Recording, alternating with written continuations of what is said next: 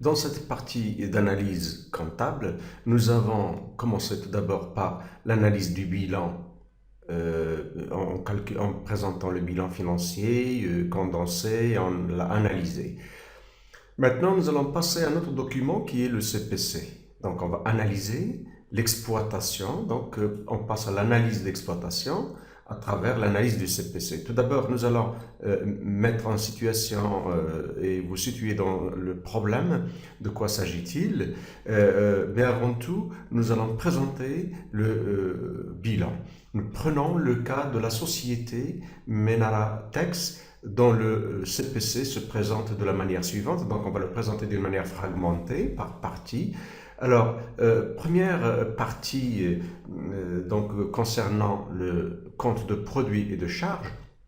Donc, tout d'abord, le titre, remarquant qu'il s'agit de compte de CPC établi selon le modèle normal, c'est-à-dire conçu pour les sociétés, pour les entreprises dont le chiffre d'affaires dépasse ou égale à 7 500 000 dirhams. Donc, ce sont les grandes et moyennes entreprises.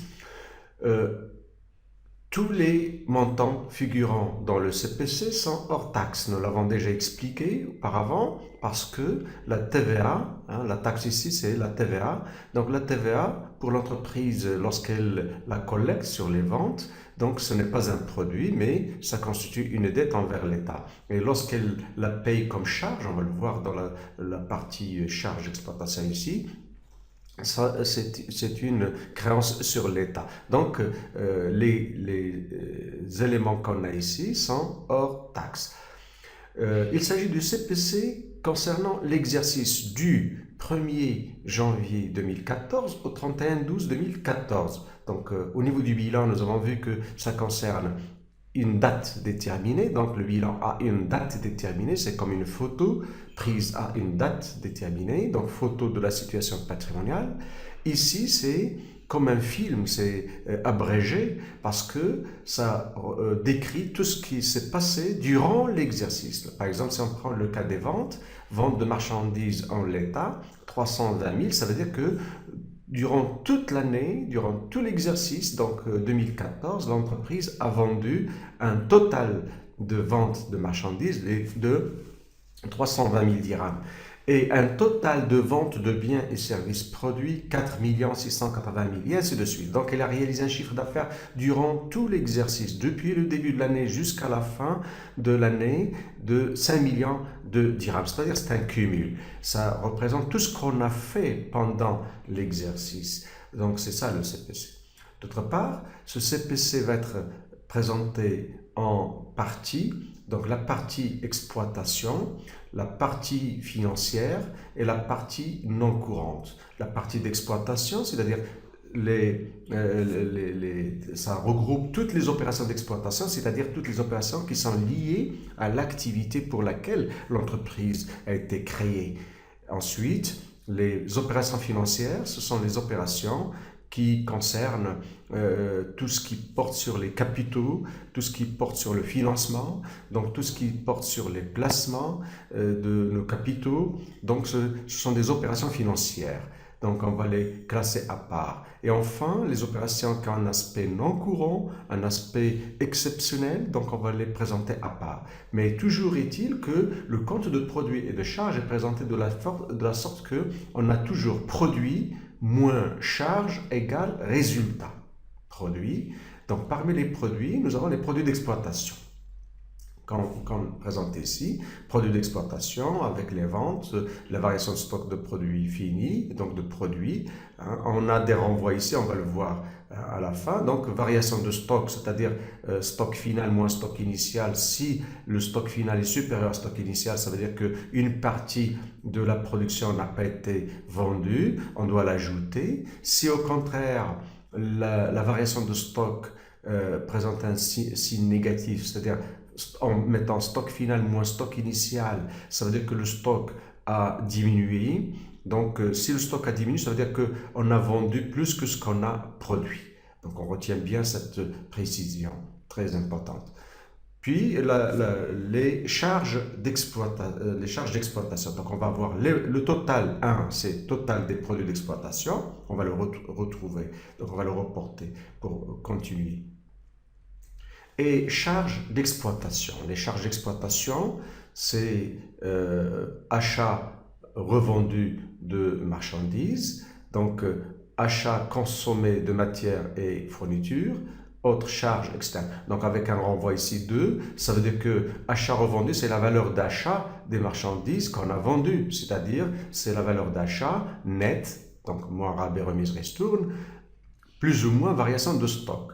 Plus ou moins, c'est-à-dire si le stock final est supérieur à stock initial, ça veut dire qu'une partie des achats n'a pas été vendue. Donc on doit soustraire. Donc stock final moins stock initial nous donne une valeur positive, donc il faut la soustraire des achats pour obtenir 212. Et achat consommé, la même chose. Donc puis, si au contraire le stock final est est inférieur à stock initial, ça veut dire que une partie des achats, donc l'entreprise a vendu tout ce qu'elle a acheté, plus une partie des stocks.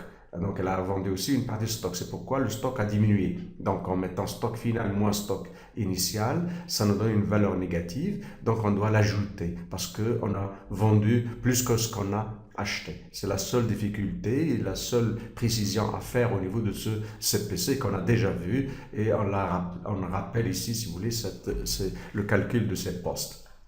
Donc, produit d'exploitation 5 300 000 moins charge d'exploitation 3 432 000, ça nous donne un résultat d'exploitation, donc 1 moins 2, de 1 868 000. Donc passons à la deuxième partie, c'est la partie financière, donc les opérations financières. Donc les opérations financières, même chose, donc on reporte ici le résultat d'exploitation, 1 868 000, c'est pour vous montrer que c'est une continuité, donc c'est un seul document. La partie financière, nous avons les produits financiers pour un total de 12 000, moins charges financières pour un total de 10 800, donc 12 000 moins 1200, ça nous donne, moins 10 800, ça nous donne 1200 comme résultat financier. Ensuite, le résultat courant, ça concerne aussi bien les opérations d'exploitation que les opérations financières. C'est habituel, c'est courant, normal.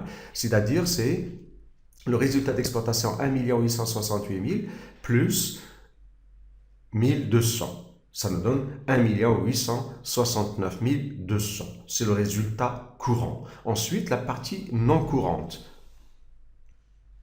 La partie non courante, c'est le même principe, donc produit non courant, ici produit de cession des immobilisations, donc 126 300. Ensuite, ça nous donne donc un total de produits non courants, c'est 126 300. Donc ce sont les opérations ici qui n'ont pas un aspect habituel, qui a un aspect, si vous voulez, qui n'est pas normal, ordinaire. Donc ils ont un aspect exceptionnel. Donc les charges non courantes, il s'agit des valeurs nettes d'amortissement des immobilisations cédées. Par exemple, ici, on a vendu des immobilisations à 126 300 dirhams, mais leur valeur nette comptable, c'est 78 000, ce qui nous donne une plus-value. Donc, les subventions d'exploitation, les subventions accordées par l'entreprise, les subventions d'exploitation d'équilibre, on ne les a pas. Puis les autres charges non courantes, 1500. Donc ça nous donne 79 500. Produits non courants, 126 300, moins charges non courantes, 79 500, ça nous donne un total de 46 800. Donc, le résultat non courant 46 800, on va l'ajouter aux résultats courants, ça nous donne un résultat avant impôt de 1 916 000. 1 916 000 moins l'impôt sur les résultats, ça nous donne 558 000. Le résultat net, c'est le résultat avant impôt moins le résultat, moins l'impôt sur les résultats, ça nous donne donc